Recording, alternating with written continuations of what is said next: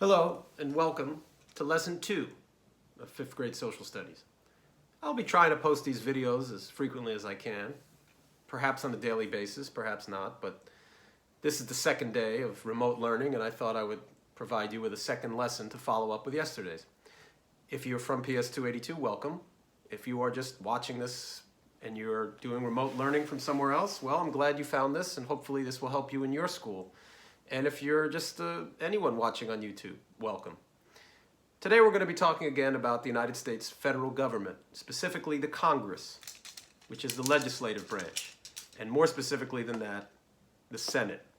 The Senate is considered the upper house of the Congress. It is considered to be a little bit more important than the House of Representatives. In the Senate, there are only 100 members, 50 per state. Every state, regardless of its population or its size, gets 2 members. So little Rhode Island over here gets 2 members, whereas Texas, giant state, huge population, 2 members. New York, 2 members. Any state you could think of, 2 members. Including Alaska and Hawaii, which are not part of the contiguous 48 states, continental United States, but they are states. They were joined in 1959. What part of the United States does not receive a senator? The District of Columbia, which is the capital of the United States. They are a district, not a state, so they are not entitled to have senators. Some people want to change that, but as of 2020, that is the situation with Washington, D.C. Anyway, senators are elected by the people. It was not always this way. State legislatures, state governments used to select the senators. Until 1913, with the passage of the 17th Amendment to the U.S. Constitution. That provided for direct election of United States senators, which enabled people to vote directly for who they wanted to be their senators. If a person is elected to the Senate, they are entitled to 6 years. So 2 more than a president, 6 years. And you can be elected as many times as you want. So you could end up staying in the Senate for many, many years. Joe Biden, for instance, was Senator of Delaware for 36 years, just off the top of my head. Now, whichever party receives the most seats is considered the majority.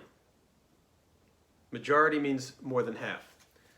The GOP, Grand Old Party, which is the Republicans, have been the majority since 2015, because 2 months earlier, in 2014, the GOP won more seats than the Democrats, and they got control, and they became the majority. So this is an original copy from about 5.5 years ago. That's when the GOP took control of the Senate. Since they are in the majority, they get to pick the majority leader. The majority leader is a senator from Kentucky, Mitch McConnell. Mitch McConnell has been the majority leader now for almost five plus years, and he comes from the state of Kentucky, where he has been the senator since 1985. 35 years as a senator. So, what exactly does the Senate do? They argue and debate bills. Bills are what we call laws before they become laws. Currently, they are debating a stimulus bill, which would provide billions, if not trillions of dollars to Americans, businesses, families. The Republicans, as you can see here, have 53 members. What is required to pass a bill in the Senate? 51 votes. No problem, right? The Republicans can just get it done. No. In order to protect the minority party, there is something known as the filibuster, in which anyone can talk and block a bill from being voted on.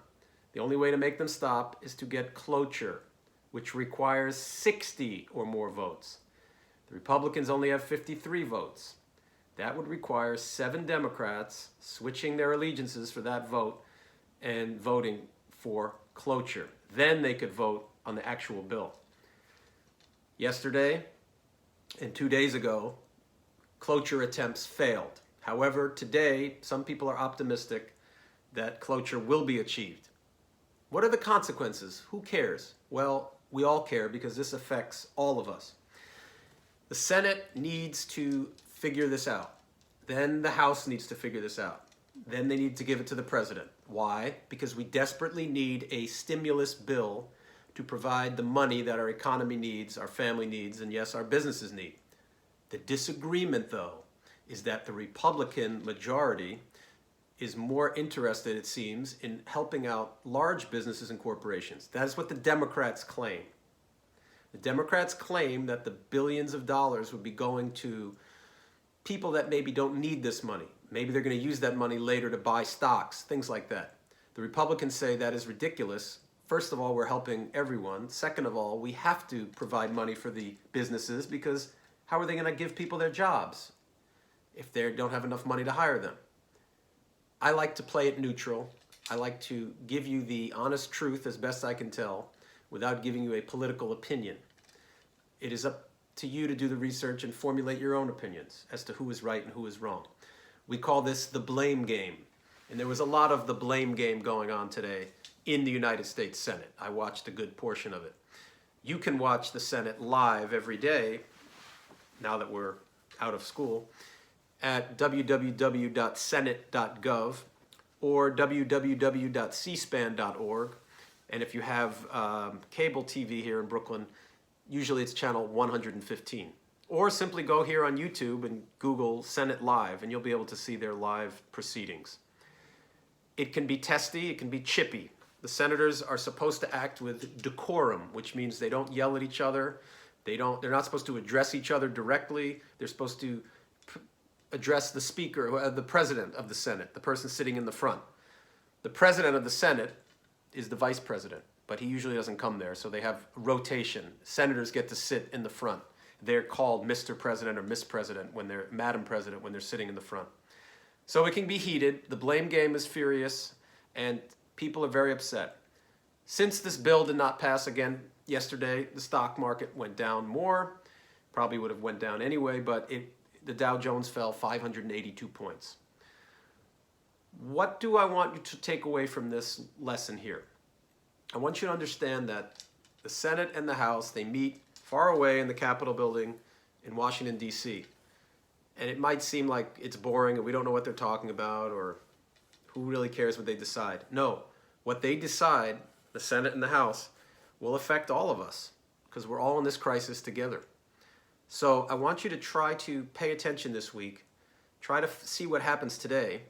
Perhaps an agreement will be reached, cloture will be achieved, and they can come together on a compromise, which is where each side gives in a little bit, in order to achieve cloture and then achieve a bill which they can give to the House of Reps, which is controlled by Democrats, and then give it to the president, who's a Republican.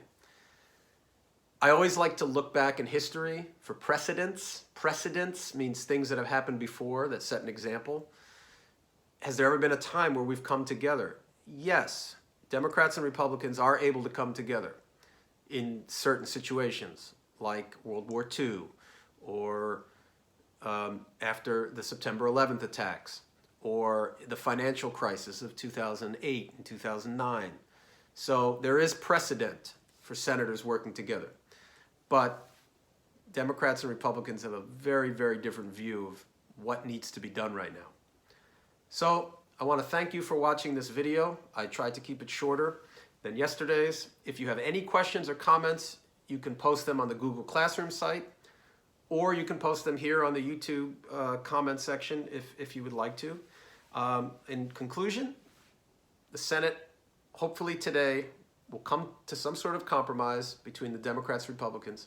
They will take a cloture vote, which will end the filibuster. Then they will debate a little bit more, and then they will vote for approval. If they can't compromise, it remains to be seen what could happen. We'll just have to watch and see together. Thanks for viewing. Stay safe, stay healthy, wash your hands, cover your mouth, and we'll see you for the next lesson this week. Take care.